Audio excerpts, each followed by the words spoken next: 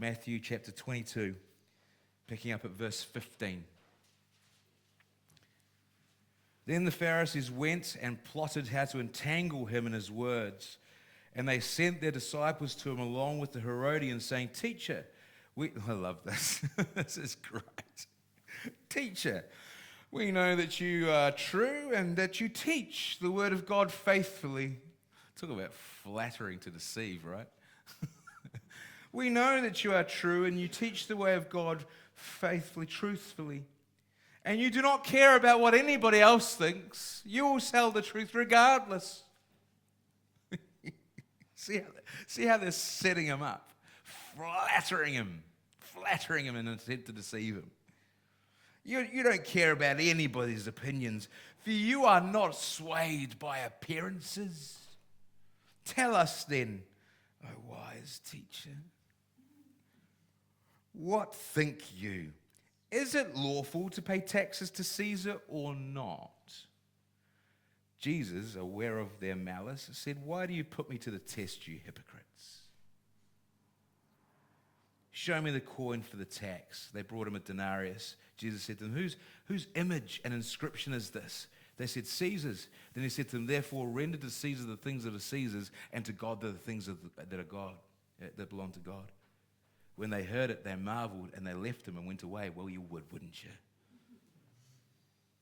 I don't want to ask you any more questions. Just going over here.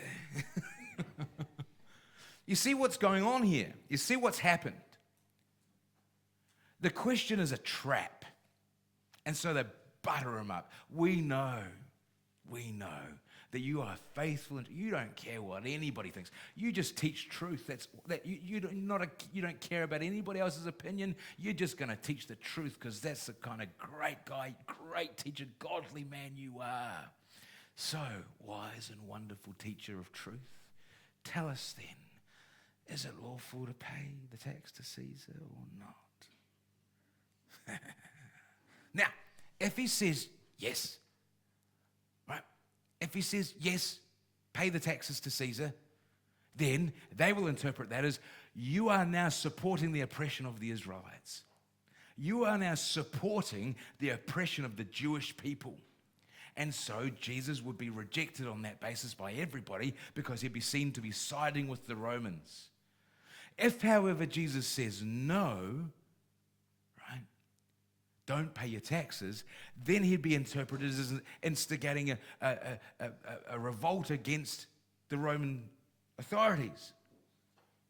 And the Roman authorities would persecute him. The Roman authorities would come down on him like a ton of bricks.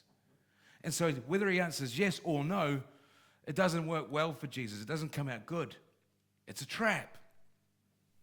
It's like saying to someone, does your mother know you're stupid? Does your mother know you're stupid? Now, if you say yes, then you're stupid and your mother knows it.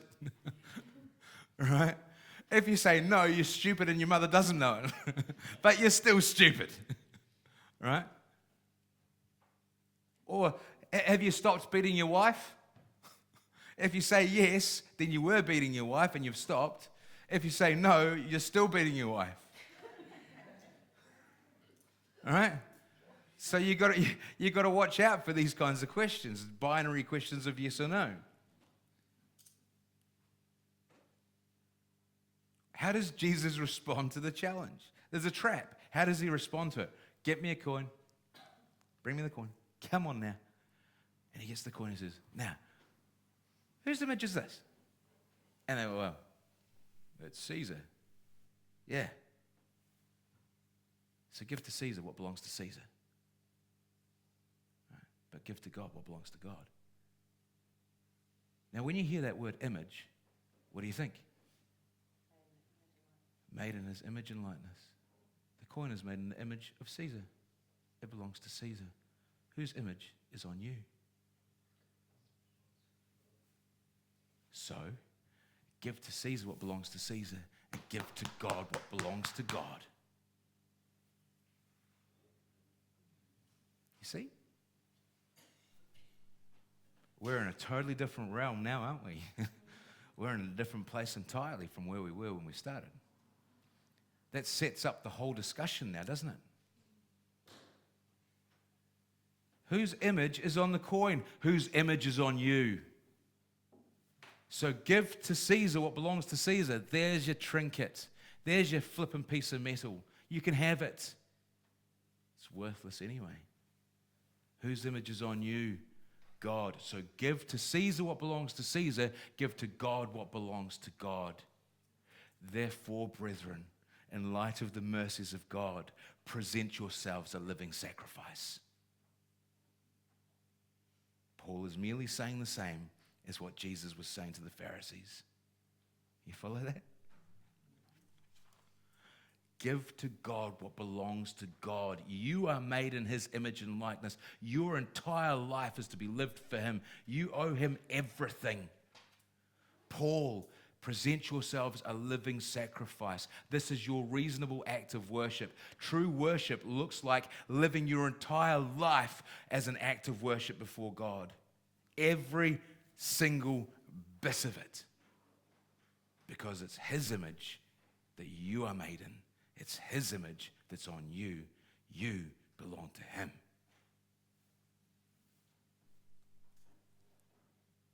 How does that inform our understanding of what's going on here?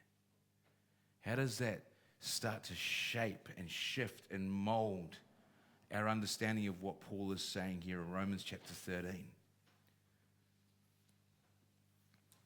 What are Paul and Jesus both pointing out? We are strangers and aliens in this world. We may not be of this world, but we still have to live in this world. And so, how do we live in the world? Paul's foundation, laid in chapter 12. Look at verse 16. Live in harmony with one another. Don't be haughty. Associate with the lowly. Never be wise in your own sight. Verse 17, repay no one evil for evil. Give thought to do what is honorable in the sight of all.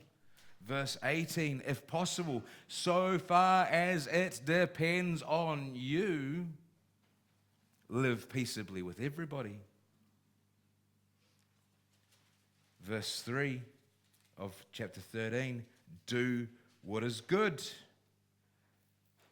Verse 6, pay your taxes.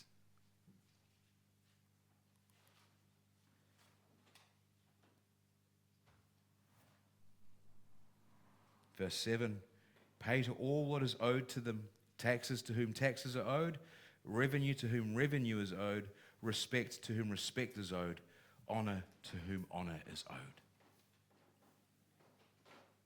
You see the foundation that Paul is laying in Romans 12, and you see how he starts to outwork it in Romans 13. And you see the broader context of the culture and the touch points in the culture where Paul was ministering the gospel. And you see the tension that there was a part of the early disciples in following Jesus, that Jesus could come any moment, so why pay your taxes? And then you see the teachings of Jesus himself. Give to Caesar what is Caesar's. The sons are free. Who the Son sets free is free indeed. To those who receive and who get to them become the sons and daughters of the living God. And the sons are free. So we are free in respect to our Father in heaven. We are free in respect to Him. We aren't taxed. We aren't told. No toll is charged, put it that way. We're told lots. But as far as the earth and the kingdoms of this earth go, we are strangers and aliens, and we are not sons of the rulers and authority. And so tax is due. Tax will be charged. And we need to live peaceably with the world, so far as it depends on us.